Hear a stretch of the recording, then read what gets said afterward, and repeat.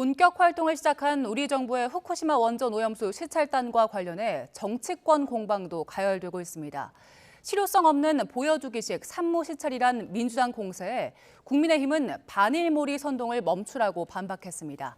이번엔 국회 연결합니다. 박광열 기자. 네, 국회입니다. 네, 후쿠시마 시찰단이 본격 활동에 나서면서 정치권 공방도 점점 거세지고 있다고요? 네, 그렇습니다. 이 오염수 시찰단에 대해서 민주당은 실효성 없는 보여주기식이라고 비판을 이어갔습니다. 이재명 대표는 실효 채취도 또 시찰단 명단도 언론의 검증도 없는 산무 깜깜이 시찰이라고 날을 세웠습니다. 들어보시죠. 일본의 오염수 투기에 병풍을 서줘서는 결코 안 됩니다. 일본의 심기 경호를 할 것이 아니라 우리 국민의 안전을 지켜내야 합니다. 이와 관련해 박광원 원내대표는 이 시찰단이 돌아오면 국회에 출석시키는 방안을 적극 검토하겠다고 언급하기도 했습니다.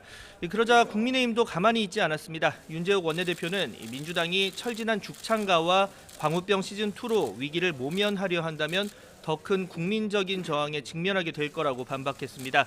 또 김기현 대표는 문재인 정부 시절인 2021년 정의용 당시 외교부 장관이 국제 원자력 기구 기준에 맞는 적합한 절차를 따른다면 일본의 원전 오염수 방류를 반대할 건 없다고 한 사실을 거론하며 내로남불이란 비판도 이어갔습니다.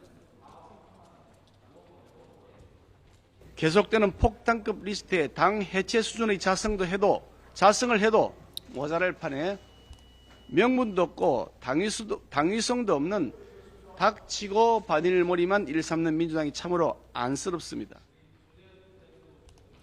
네, 김남국 의원 코인 논란으로 촉발된 국회의원 가상자산 법안 관련 논의도 속도를 내고 있다고요?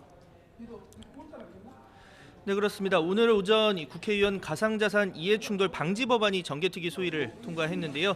국회의원의 사적 이해관계 여부 등록 대상에 가상자산도 넣자는 게 주요 내용입니다. 오후에는 행정안전위원회 국회의원 재산신고 대상에 가상자산을 더하는 공직자윤리법 개정안도 심사합니다. 현재 부동산과 예금, 주식, 예술품 등은 신고 대상이지만 가상자산은 빠져 있는데요. 이미 여야가 제출한 법안이 있고 또 김남국 의원 논란으로 관련 비판이 큰 만큼 이견 없이 처리될 거란 전망이 우세한 상황입니다. 두 안건 모두 오는 25일 오후 국회 본회의 처리를 목표로 하고 있습니다.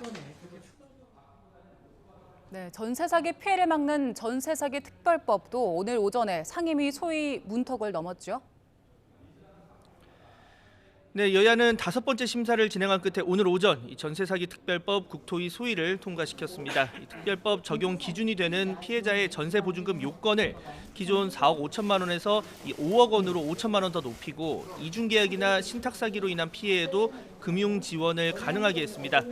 또 최우선 변제가 소급 적용되지 않는 대상에게는 무이자 전세 대출을 지원하고 연체 정보 등록도 20년 동안 유예해서 이 피해자가 신규 대출에 불이익이 없도록 하는 내용도 담겼습니다.